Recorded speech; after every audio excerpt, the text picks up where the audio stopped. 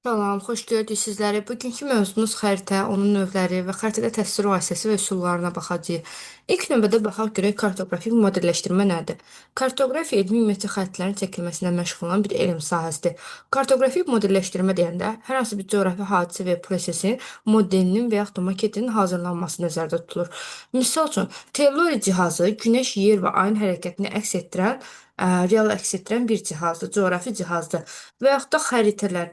3D ölçülü xəritələr var ki, o da kartoqrafik modelləşdirməyə nümunədir. Və yaxud da dərs izah edərkən vulkan modelindən istifadə edərək vulkan dərsini izah ediriksə, bu da coğrafi bir maketdir. Kartoqrafik modelləşdirməyə kimi göstərə bilərik. Kartoqrafik modelləşdirilmənin aparılması bu ardıcılıqla aparılır. Əvvəlcə təsvir ediləcək ərazi haqqında informasiya əldə edilir, sonra həmin məlumatlar xüsusi laboratoriyalarda təhlil edilir və nəhayət xəritələr tərtib edilir. Kartoqrafi modelləşdirmənin üç əsas prinsipi var. Xəritənin, yəni kartoqrafi modelləşdirmə deyəndə xəritəni nəzərdə tutur. Xəritənin realizasiyası olsun, kartoqrafik generalizasiya və kartoqrafik işarələr.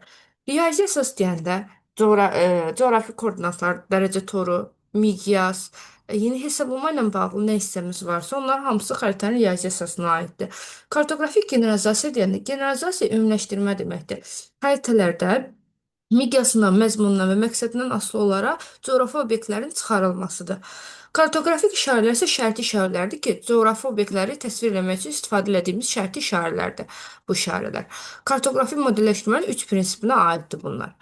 Birinci növbədə indi xəritələrə baxaq. Xəritə ümumiyyətlə nədir? Xəritə yer səthinin bütövlükdə və ya ayrı-ayrı hissələrinin kiçildilmiş, sadələşdirilmiş, şərti işarəli müstəvi üzərində təsviridir. Xəritələr müstəvi üzərində təsvir olduğuna görə xəritələrdə təhrif olunur. Yəni yerin əyrilliyi nəzərə alınmır deyə. Daha sonra xəritələrin də bir sıra növləri var. Məsəl üçün bu xəritə kontur xəritələridir. Kontur xəritələrdə rənglərdən istifadə olunmur. Sadəcə olaraq boş ağ rəngdə ərazilər görünür. Əgər kontur xəritələr sərhədlər rənglənərsə, ölkələri bildirər və bu siyasi xəritələr adlanar. Siyasi. Daha sonra var fiziki xəritələr. Fiziki xəritələrdə dağlar qəhvəyi rəngdə, düzənliklər yaşıl rəngdə, dənizlər, göllər mavi rəngdə görünürsə, bu xəritələr adlanır fiziki xəritələr. Daha sonra dünyada əhalinin sıxlığına aid xəritələr var. Yəni xəritələrin nümunə kimi çoxunu göstərə bilərik. Bu müxtəlif məzmunlu xəritələrin bir yerdə toplanması isə adlanır atlas. İlk atlasın müəllifi də Mercator idi. 1595-ci ildə e, ilk atlası düzəltmişdi. Daha çox xəritələrə misal kimi anamorfoz xəritələri də göstərə bilərik ki, bunlar müasir xəritələrdir, digər xəritələrdən fərqlənir. Çünki bu xəritələrin əsası əsasən riyazi statistika əsasında tərtib olunur. Əgər dünya ölkələri bir-birlərindən bir sıra xüsusiyyətlərinə görə fərqlənirlər, məsələn, əhalinin sayı olsun, sıxlığı olsun və sair digər göstəricilər olsun, ümumdaxili məhsul həcmi olsun və sair. Bir sıra göstəricilərə görə fərqlənirlər. Əgər bu göstəriciləri xəritədə nizamlamaq istəsək, riyazi statistika əsasında xüsusi bu zaman anamorfoz xəritələr tərtib olunacaq. Anamorfoz xəritələr görüntüsü də digər xəritələrdən fərqlidir. Misal üçün, dünya ölkələrində əhalinin sayı nisbətini təsvir edən anamorfoz xəritədir. Dünya ölkələrində əhalinin sayına görə Çinlə Hindistan fərqlənir. Görürsüz, Çinlə Hindistan daha böyük görünür. Amma digər ölkələr isə nisbətən balaca görünür. Və yaxud da meşə ehtiyatları ilə yaxşı təmin olunmağa görə xəritələr. Əsasən meşə ehtiyatı iki qurşaqda formalaşır. Şimal meşə qurşağında və cənub meşə qurşağında. Baxın, görürsüz, cənub meşə qurşağı və şimal meşə qurşağı daxilində ərazilər enli görünür, daha böyük görünür. Amma digərlər hissələrdə isə daha seyrək görünür, nazik görünür. Və yaxud da içməli su ilə təminata görə ekvator boyu enliklər daha yaxşı təmin olunur və buradakı çaylar da bol sulu olduğuna görə fikir versiniz, ekvator boyu ərazilərdəki ölkələr daha böyük şəkildə təsvir olunur. Bu tipli xəritələr anamorfoz xəritələr dedik, müasir tipli xəritələrdə digər xəritələrdən fərqlənir və riyazi statistika əsasında tərtib olunur. Daha sonra sinoptik xəritələr var. Sinoptik xəritə nədir? Bir və bir neçə sutka üçün tərtib olunan xəritələrə sinoptik xəritələr deyirik. Soruşula bilər ki, sinoptik xəritələrdə nələr təsvir olunur? Misal üçün, bu 760, 770 bu xəttlər izobarlardır. Yəni eyni təzyiqə malik olan nöqtələri birləşdirən səlis əyri xəttlər. Deməli, izobarlar təsvir olunur. Daha sonra nə təsvir olunur? Havanın temperaturu, -13 dərəcəsi, -10 dərəcəsi, sutkalıq. Havanın temperaturu təsvir olundu. Daha sonra buludluq təsvir olunur. Bu sarı dairə ilə içərisi dolu qara dairə buludluğu bildirir ərazidə. Əgər içərisi boşdursa buludluq 0%dir. və yaxud da 0 bal qiymətləndiririk.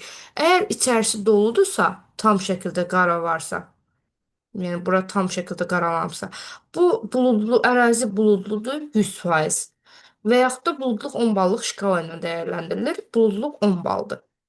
Bu şəkildə ərazinin buludluq dərəcəsini müəyyən edə bilərik və yaxud da yarım buludluq göstərilir. Deməli 50% də buludluq və yaxud da 5 balla qiymətləndirilir. Buludluğu bu arada nefroskop adlanan cihaz vasitəsilə təyin edirik. Bunu da bilmiş olaq. Daha sonra küləyin gücünü və istiqamətini təyin edə bilərik. Bu F hərfinə oxşayan vasitələrlə biz küləyin istiqamətini təyin edə bilərik. Misal üçün, buradan üz aşağı gəlir, cənub-şərq istiqamətli küləkdir bu. Burada üzü aşağıya doğru gəlir, cənuba doğru əsir külək. Burada cənub-qərbə doğru əsir külək. Bu şəkildə küləyin istiqamətini təyin edə bilərik.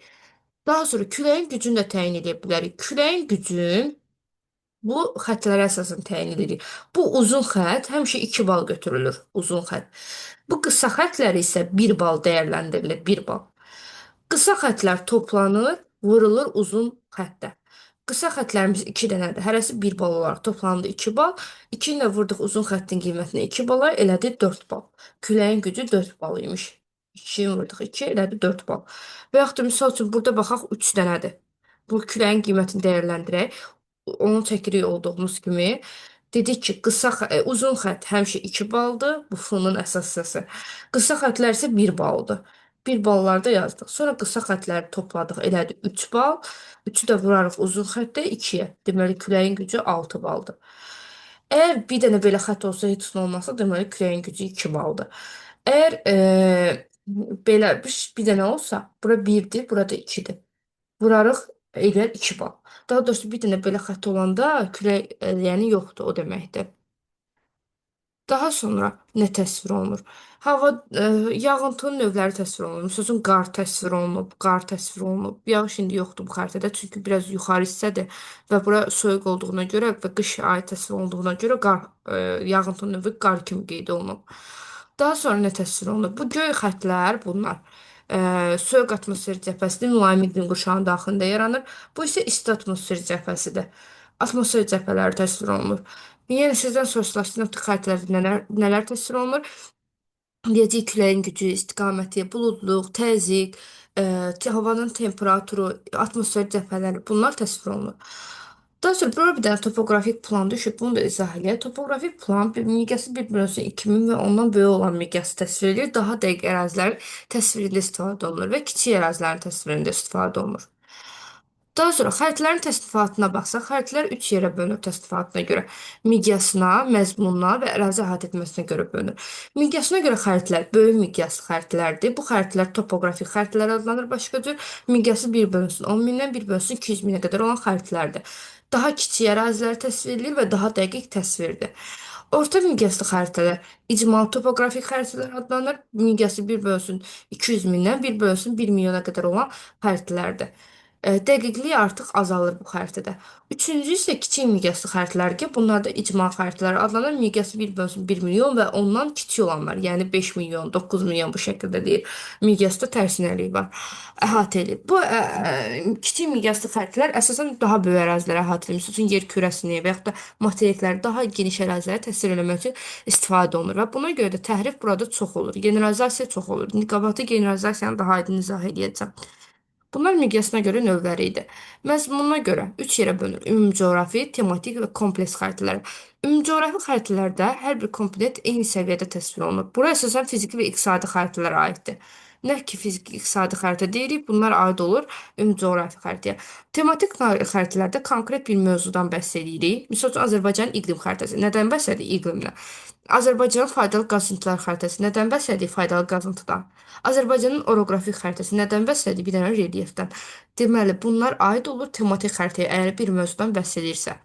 Kompleks xəritə nədir? 2 və daha artıq mövzunu əhatə edən xəritələrə deyirik kompleks xəritələr. Misal üçün, Azərbaycan relyefi dedik tematikdirsə, Azərbaycan relyefi faydalı qazıntılar xəritəsi. Artıq 2 mövzu oldu orada. Relyef faydalı qazıntı. Və yaxud Azərbaycanın geoloji quruluş və faydalı qazıntı xəritəsi. 2 mövzu oldu. Deməli, 2 və daha artıq mövzunu əhatə edirsə, bunlar adlanır kompleks xəritələr. Kompleks xəritələri bir dənə tipik nümunə kimi təbii zonalar xəritəsini göstərə bilər ki, təbii zonalar bir cür adlanır deyə uşaqlar çaşa bilir. Misal üçün, Şimali Amerika materikinin təbii zonalar xəritəsi bir dənə mövzu kimi götürüb tematika götürürlər. Xeyr, təbii zonalarda içərisində bir neçə mövzu ilə əlaqəsi olduğuna görə təsvir, ona görə təbii zonalar xəritəsində kompleks xəritələrə nümunə göstəririk. Eynilə sinoptik xəritələri də. Daha sonra ərazi əhatə etməsinə görə xəritələr dünya və yarımkürələri, materik və hissələri, ölkələr və onların hissələri. Yəni yarımkürələrin xəritəsi göstərilsə, bu aid olacaq dünya və onun hissələrinə. Bir dənə materik göstərilsə, materik və onların hissələrinə, bir dənə ölkə və ya da onun hissəsi göstərilsə, ölkələr və onların hissələrinə. Məsələn, Naxçıvan Muxtar Respublikası Azərbaycan hissəsidir. Deməli, Azərbaycan ölkələr və onların hissələrinə aiddir. Məzmununa görə dediklərimiz, dedik ki, fiziki və iqtisadi xəritələr hamısı aid olur ümumi coğrafi xəritələrə. Daha sonra bir neçə komponentdən təsvir olunur. Təbii zonlar xəritəsi baxın budur. Burada həm temperatur verilir, həm izotermlər, izobarlar göstərilə bilər. Həm bu heyvanat aləminin yayılması, həm bitki aləminin yayılması, hər bir şey qarşılıqlı əlaqə şəklində göstərdiyinə görə təbii zonlar xəritəsi dedik ki, tipik kompleks xəritədir. Eyni sinoptik xəritənin də bayaqlar izah elədim nələr təsvir olunur. Bir mövzudan bəhs edirəm. Məsəl üçün, əhalinin sıxlıq xəritəsi, iqlim xəritəsi, relyef xəritəsi və sair göstərə bilərik. İndi bunlara ümumi şəkildə baxaq. Misal üçün, bir dənə nümunə deyim. Tutalım. Azərbaycanın Azərbaycanın bir bölünsün 600 min miqyaslı 600 min miqyaslı təbii zonalar xəritəsi. Təbii zonalar xəritəsi. Deyir ki, bunu miqyasına, məqsədinə və məzmununa görə qruplaşdırın. Ərazi əhatə etməsinə görə baxırıq. Azərbaycan deyirsə, deməli ölkələr və onların hissələrinə aiddir. Miqyasına görə deyirsə, bir bölünsün 600 mindir. Biz də dedik ki, 200 mindən 1 milyona qədər olansa orta miqyaslı və yaxud da icmal topoqrafi xəritələr adlanır. Miqyasına görə belə oldu. Təbii zonalarda dedik ki, tipik kompleks xəritələr nümunədir. Bu şəkildə qruplaşdırırıq. Növbəti deməli, bu slaydı izah elədik, bunu da izah elədik. Gəldik generalizasiyaya. Generalizasiya nədir? Generalizasiya deməli, ümumiləşdirmə deməkdir. Xəritələrdə məqsədindən, miqyasından və məzmunundan asılı olaraq coğrafi obyektlərin çıxarılmasıdır. Yəni, mən misal üçün faydalı qazıntı xəritəsi tərtib edirəmsə, mən orada heyvanat aləmini təsvir etməyə ehtiyac yoxdur. Və yaxud da Azərbaycanın çay-göl xəritəsini təsvir ediləmsə, mənə orada ehtiyac yoxdur ki, gedib orada faydalı qazıntıları əks elətdirəm. Yəni məqsədinə görə, məzmununa görə nəzərə alıb obyektləri oradan çıxartmaq lazımdır. Bunu adlandırırıq generalizasiya. Generalizasiya çox olar. Bax, iki yerə ayırıram. Generalizasiya çox olur kiçik miqyaslı xəritələrdə, kiçik miqyaslı. Nəyə görə? Çünki kiçik miqyaslı xəritə, miqyas yazıram. Miqyaslı xəritələr daha böyük əraziləri əhatə edir. Ərazi nə qədər böyüksə, təhrif o qədər, ümumiləşdirmə o qədər çox olar. Ərazi böyükdür. Çünki yarımkürələrin xəritəsi kiçik miqyaslıdır və burada generalizasiya çoxdur. Generalizasiya harda azdır ümumiləşdirmə? Böyük miqyaslı xəritələrdə. Çünki daha kiçik ərazilər təsvir olunur və daha dəqiq təsvirdir. Böyük miqyaslı xəritələr. Burada ərazi kiçik olduğuna görə daha dəqiq təsvir olunur, daha az obyekt çıxarılır xəritədən. Ona görə generalizasiya azdır. Sonra belə bir cümlə düşür. Deyir ki, siyasi xəritələr fiziki xəritələrə nisbətən daha çox generalizasiyaya məruz qalıb. Bəli, bu fikir doğrudur. Daha çox bu məruz qalıb. Bu isə daha azdır. Səbəb nədir? Fiziki xəritədə daha çox şey təsvir olunur. Dağ təsvir olunur, çay təsvir olunur, düzənlik təsvir olunur, vulkan təsvir olunur. Yəni daha çox məlumat təsvir olunur. Amma siyasi xəritədə təkcə ölkələr və onların paytaxtları və bəzi ölkələrdə, böyük ölkələrdə bəzi şəhərlər qeyd olunur. Başqa heç nə. Ona görə daha çox coğrafi obyekt buradan çıxarılır. Ona görə deyilir ki, siyasi xəritə fiziki xəritəyə nisbətən daha çox generalizasiyaya məruz qalır. Daha sonra keçdik xəritələrdə təsvir vasitələrinə. Xəritədə ümumiyyətlə xəritə özü də bir təsvir vasitəsidir. Bundan başqa təsvir vasitəsi kimi istifadə olunur. Xəritə sxem, kartoqram və kartodiaqramdan. Kartodiaqramdan. Xəritə sxem nədir? Xəritə sxem coğrafi məlumatların əyani və anlaşılan üsulla göstərildiyi sadə və ümumiləşdirilmiş şərti işarəli coğrafi təsvirdir. Xəritə sxemdən əl qrafikasından istifadə olunur. Yəni əyanilik olur. Misal üçün burada xəritə sxemdir. Göstərib ki, Qız qalası burada yerləşir. Burada Cümə məscidi yerləşir. Burada bir hamam yerləşir. Burada Qız qalasının divarları yerləşir. Hamısı əyani şəkildə görə bilirik də şəkillər.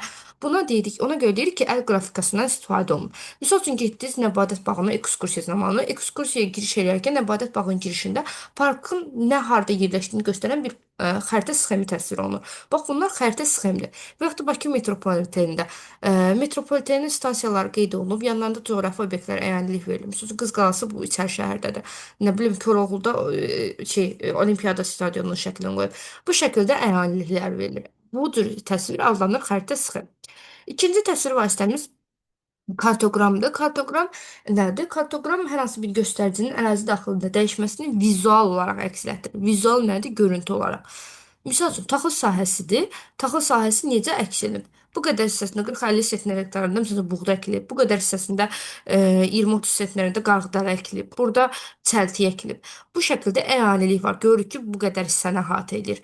Vizual əks etdirmə buna deyilir. Və xəritə sxemdə, daha doğrusu kartoqramda xəritə hesab olunmur. Üçüncü təsvir vasitəmiz kartodiaqram idi. Kartodiaqram xəritə ilə diaqramın birləşməsindən əmələ gəlir.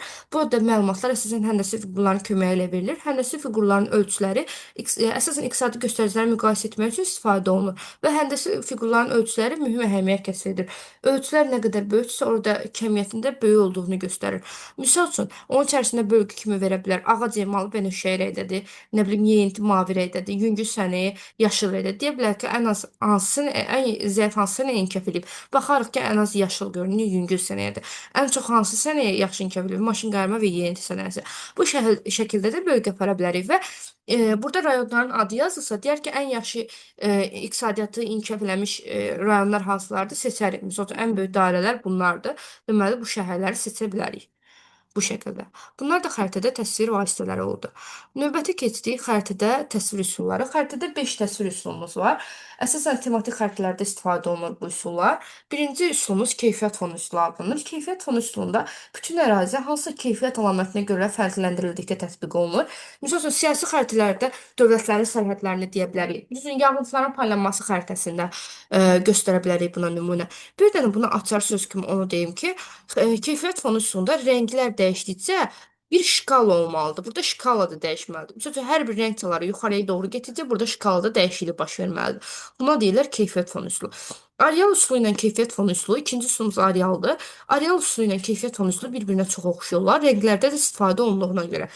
Amma fərqli cəhətdir. Burada areal üsulunda rənglər əsasən coğrafi obyektlərin yayıldığı əraziləri təsvir edir. Misal üçün, bura faydalı qazıntıların xəritəsi ola bilər, bitki və heyvan növlərinin təsvir olunduğu xəritələrin nümunə göstərə bilərik.